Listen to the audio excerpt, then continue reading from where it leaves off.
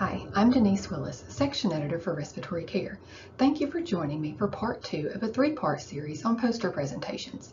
In the first video, we reviewed the template from the journal website that can be used to create your poster and discuss the required elements that must be included. This video will provide additional detail about the information to include and review examples of poster design. The purpose of the poster is to provide a visual display of your research findings. It is also an opportunity to showcase your work. But most importantly, your research can help advance the science and practice of respiratory care. The title is placed at the top of the poster along with author names and affiliations.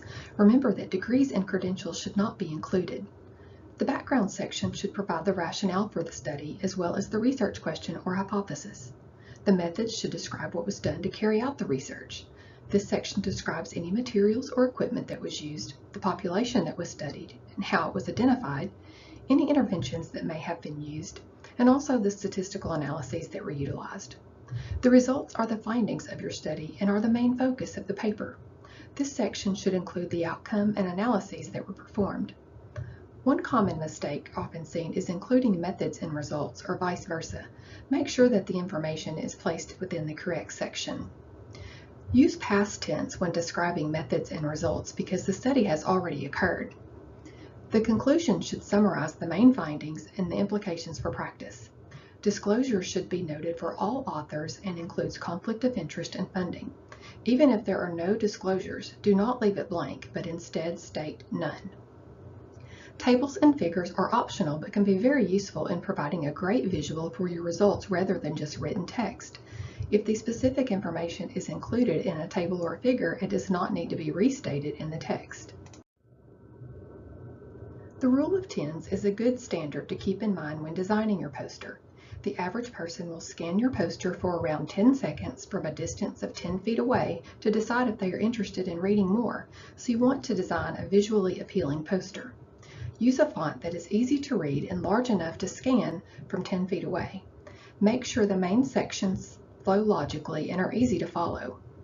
Do not include the abstract and avoid trying to fill up every inch and corner of the poster.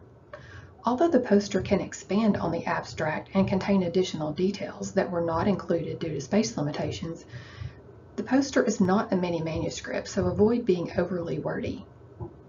Many posters often use bulleted points in each section to make the text more concise.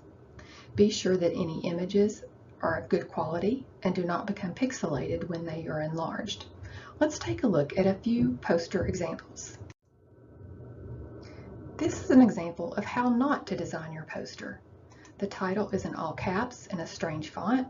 The color scheme is a bit wild and the background is distracting. An abstract should not be included as it just takes up extra space. The alignment of the text boxes is all over the place and the flow of each section is hard to follow. The font is also a bit small. This poster was from last year's conference and is nicely designed. It includes all of the required sections and does not include author degrees or credentials. Figures are used to illustrate the experimental setup used in the study. A table and figure are used to explain the results without a lot of extra text. Notice down in the left-hand corner, the first author has provided their contact information. This is not required, but is a great idea for networking or if questions come up later. This is another poster from last year's conference. All of the required elements are included, and since there were multiple authors with different affiliations, a superscript numeral was used after each author's name with the corresponding affiliation listed below. The text boxes are all aligned, it is not overcrowded, and the color scheme is nicely done. As a reminder, accepted abstracts will be published online in the October issue of the journal. If you would like your poster to be included with your abstract, email me a PDF file of your poster by October 15th. Posters will be uploaded as a supplementary file with the abstract. Thank you for tuning in. I hope you will join me for part 3 for tips on presenting your poster.